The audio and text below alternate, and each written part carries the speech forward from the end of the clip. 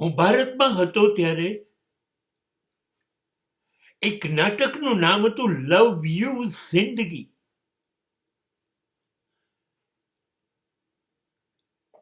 એક ફિલ્મનું ગીત હતું, એની પહેલી કડી હતી, મેરે ઘર આના હૈ જિંદગી, મેરે ઘર કા ખુલ્લા હૈ દરવાજા.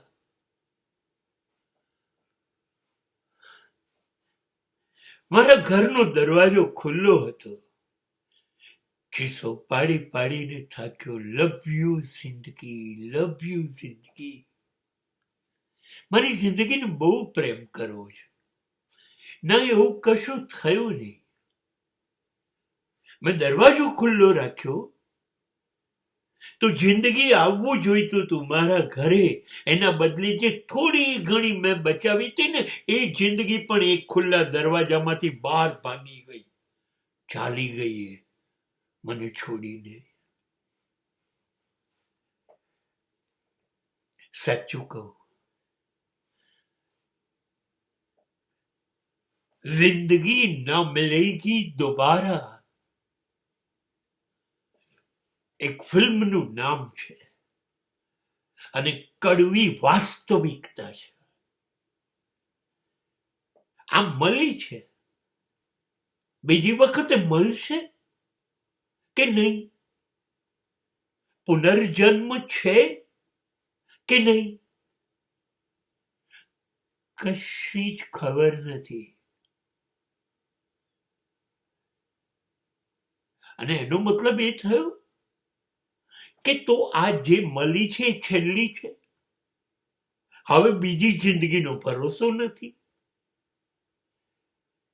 તો ચલો ને, મળી છે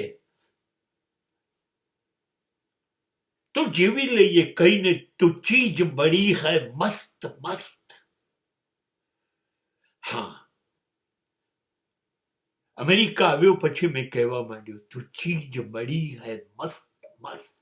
કેમ કે મને એવું થયું કે જિંદગી મને કહી રહ્યો છે કે તું ચીજ હૈ બડી મસ્ત મસ્ત. મને ખબર પડી, યસ, આઈ એમ મસ્ત મસ્ત. જિંદગી મને લાડ કરવા માંડી, એટલી જિંદગી મારી લાડલી થઈ ગઈ. કોઈ માણસ મને દખલ કરતું નથી, નડતું નથી. એટલે કોઈ મને અડતું નથી. એનું મેં બરાબર ધ્યાન રાખ્યું કે કોઈ મને ના નડે. એ સ્થિતિ છે તો મારે તો કોઈને નડવું જ નથી કે અડવું જ નથી. મનગમતી, મેરી મરજી. मैं चाहे ये करूं, मैं चाहे वो करूं, मेरी मर्जी. बस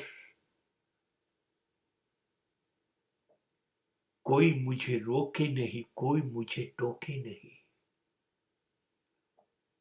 बस એવી સરસ જિંદગી, એવી સરસ જિંદગી જોઈ રહ્યો છું, અનુભવી રહ્યો છું, જીવી રહ્યો છું. એટલે ગઈ શકું છું, मेरे घर आना जिंदगी, मेरे घर आना जिंदगी, because I love you जिंदगी.